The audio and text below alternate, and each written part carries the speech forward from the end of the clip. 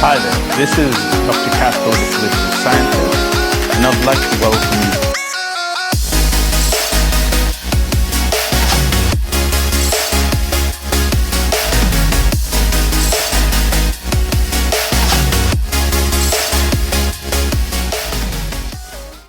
Hi there, this is Dr. Casper, the political scientist, today to talk about gun ownership.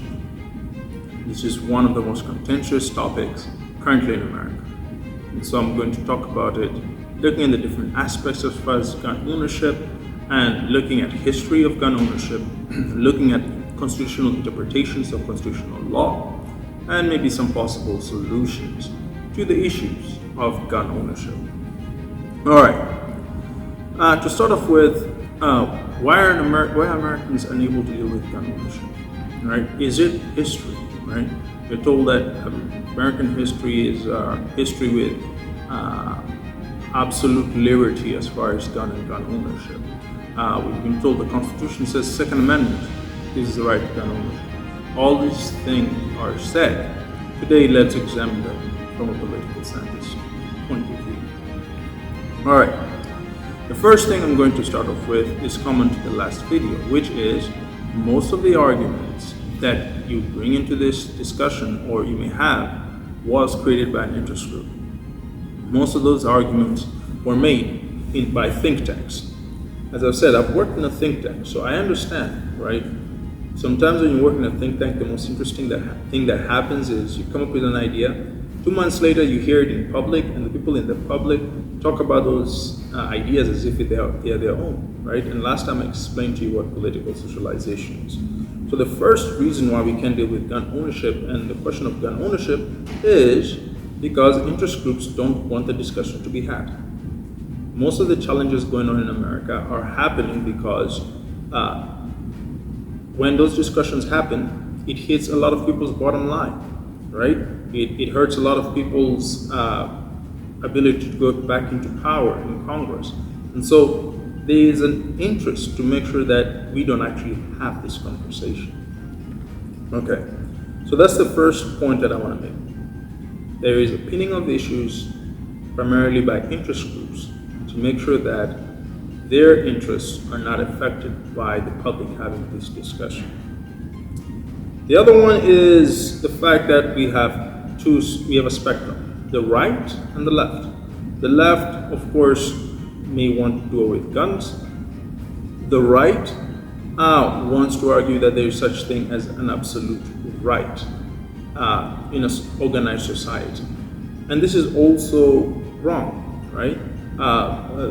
And this is another idea created by interest groups, right? The Second Amendment rights are absolute. Well, I've found that the majority of us have never read the Second Amendment. And so we're going to read it today. The other one is on the fact that things like, the solution to the issue of gun, for example, last time I told you gun violence, is a good guy having a gun. Sounds really good, right? But think about what you just said. We've just admitted that our society is in a state of anarchy, and we don't have enough law enforcement or protection or organization of a society, so everybody has to pick up guns to protect themselves or protect their society. That is actually not moving forward. When this nation was created, you don't create a nation to live in anarchy.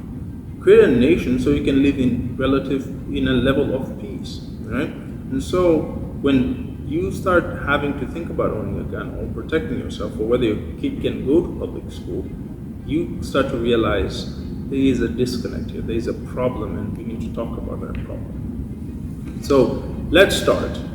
The first thing I want to talk about is history. See, we have to understand history because we've currently been told that history supports the idea that gun ownership is a new idea. Gun regulation, as regulation is a bad thing. Well, it's actually not true. The very fact that you come into a society means that you don't want to live in anarchy.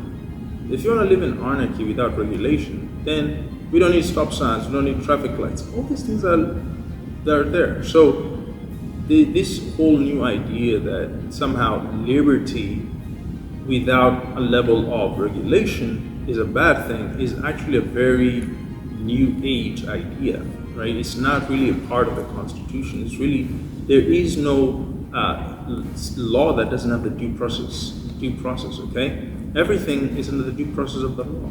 So we can talk about that later. But let's look at this. America is a common law nation, right? It's a common law nation. Most of the laws actually come from England. It's gun culture comes from England. All these things came. So the colonies used common law. Alternative to common law is civil law. So you find countries that were more colonized by Spain used civil law and the rest, and then you find that English common law is what we use in America. And one of the differences is the fact that our judges can make law or interpret law or further law, while as in civil law, it's mostly the Parliament or Congress that does that. And so that's one of the big differences. We are a common law nation. So let's look at history. If we look at 18th century England, guns were regulated highly in London, and those people who could carry guns around were also regulated, right?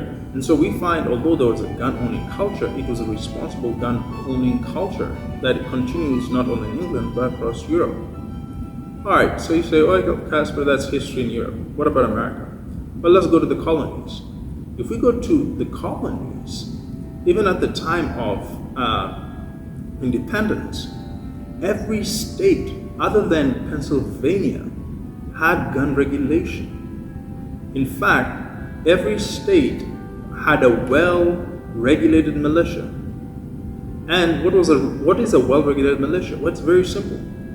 The laws of most states, or nearly every other state than Pennsylvania, was any man between the ages of 16 to 60 could be or was supposed to be a member of the state's militia, right? And the collection of guns was regulated in that state by the state government. So it's very interesting and very important to realize that was the law at the time of the founding. Now, why do I repeat this?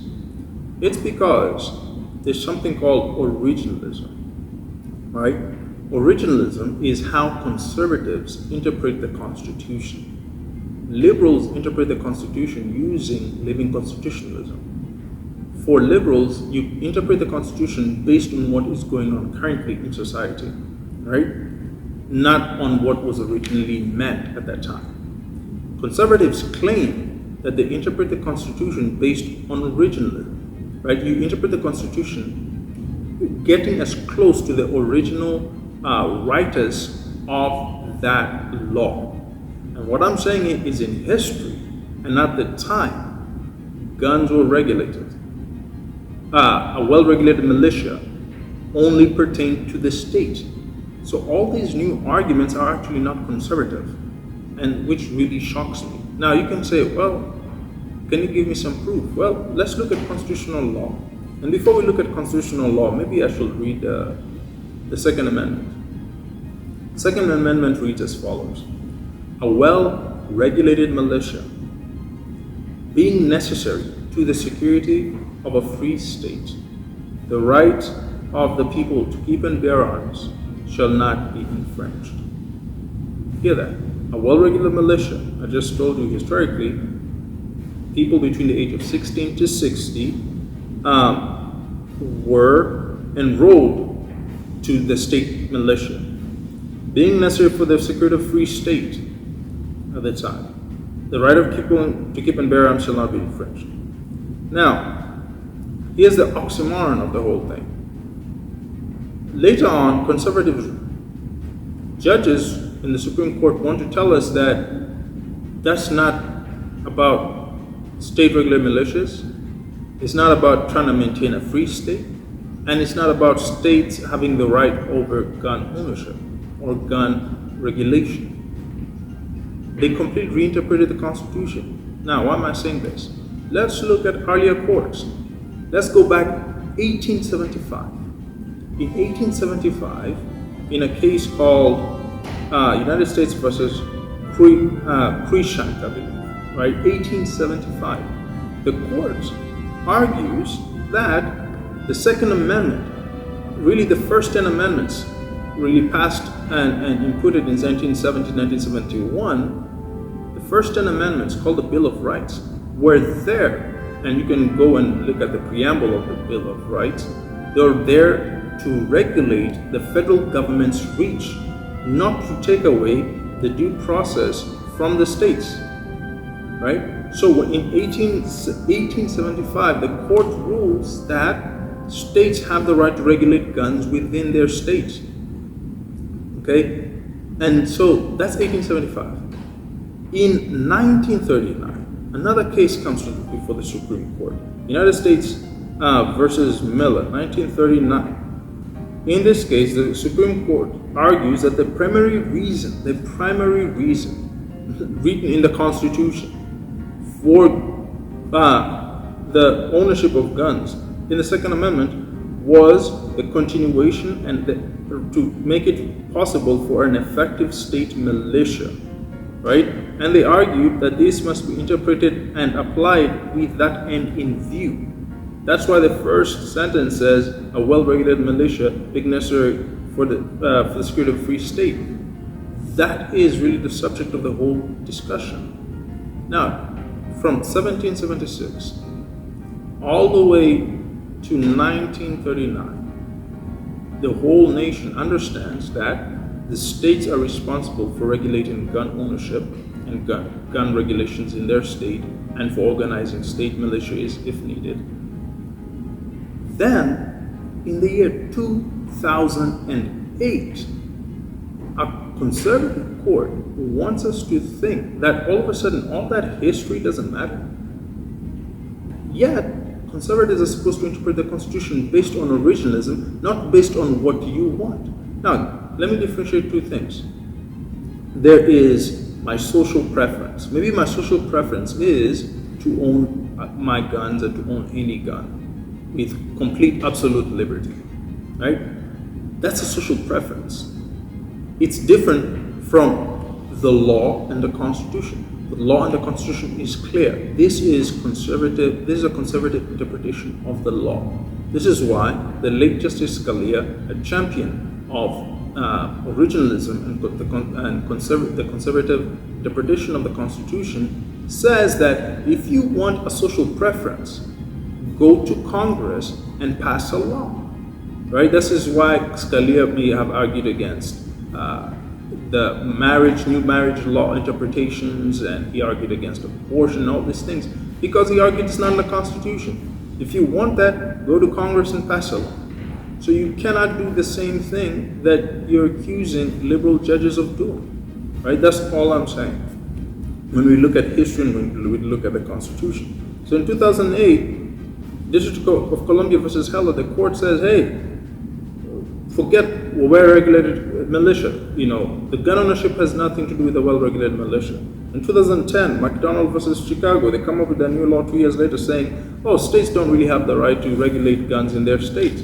Oh, 2016, Massachusetts versus Chianto, they removed the right to regulate the types of guns people can own, and now anybody can go and pick up machine guns and high capacity, and we cannot regulate anything. Now, I've just read the Second Amendment to you. I've just given you constitutional history as far as gun ownership. And I'm telling you, it's not about what necessarily you want. It's the fact that I believe that the federal Supreme Court violated the Constitution itself that it's claiming to support, defend, and interpret. Because that's not what the law says. All right? So, I know that makes a lot of people maybe mad, but look, my job is to give you historical fact, constitutional fact, and read to you the Constitution. Right? I'm telling you there's a difference between what I like and what I want. If I wanted and got everything I wanted just because I read the Constitution and tried to make it say what I want, that's not how things work. All right? So let's look at some possible solutions. Are there solutions? I'm not sure if they can all work, but here's some solutions. A lot of the issue with gun ownership really is because the topic we talked about, gun violence. So, the right to retreat versus stand your ground. A lot of times people are shot, for example, in public because somebody says they were standing their ground because somebody was coming towards them. Everybody should have the right to retreat first. If you can retreat, then you shouldn't be allowed to shoot. The only time you are allowed to shoot somebody should be if they enter your home and now they're attacking you in your own personal home. And if there is no way for you to escape their assault in public. Right? And so, again, stand your ground laws really need to be checked. Safe storage. Last time we talked about the fact that 85% of school shootings are literally happening because of some careless parent who did not store their guns correctly. Now, nobody wants to see parents being prosecuted. I understand that. But then again, think about it. If your child was shot because I didn't put my gun safely, are you happy with the end result? The other one is loopholes. You hear it over and over again. People are still getting access to guns because there are loopholes on how they can buy. Look, you can argue day and night, bad people will always get access to guns. Well, make it hard for them to have access to guns, okay? Don't make it simple and easy. The other one, and here we can have differentiations, I understand. Assault weapons and high-capacity magazines. Weapons of war are easily accessible to civilians and citizens. I'm not sure if that's the best idea, right? They say that when there was before the Bush administration, high capacity and assault weapons had been banned. 70% of the mass shootings and killings ended. Now, sometimes you gotta ask yourself, what is worth that? What is worth all these kids getting killed? I mean, is it worth it to have something first of all, you can't hunt with, something that you can't really practically use other than in wartime, just to say you have liberty? And for the most part, it is a violation of the Constitution itself. And so, we really need to recheck whether we are really interpreting the Second Amendment correctly, because by history and by precedent, the court is pulling a whole bunch of stuff on us. And number two, we all want to live in a society that does not have anarchy. So yes, let's equip law enforcement. Let's equip those we have given the power to enforce the law in our societies. Let's not make it easy for criminals and those with ill intent to hurt us, our children. That is gun ownership with the political scientist. I hope I brought some ideas and thoughts to this discussion. Maybe you like it, maybe you don't. But my job is to bring you the facts, the truth, and the law. Until next time, where I cover another, maybe controversial, maybe interesting topic. Stick with me, subscribe, follow. This is a political scientist. Until next time, bye-bye.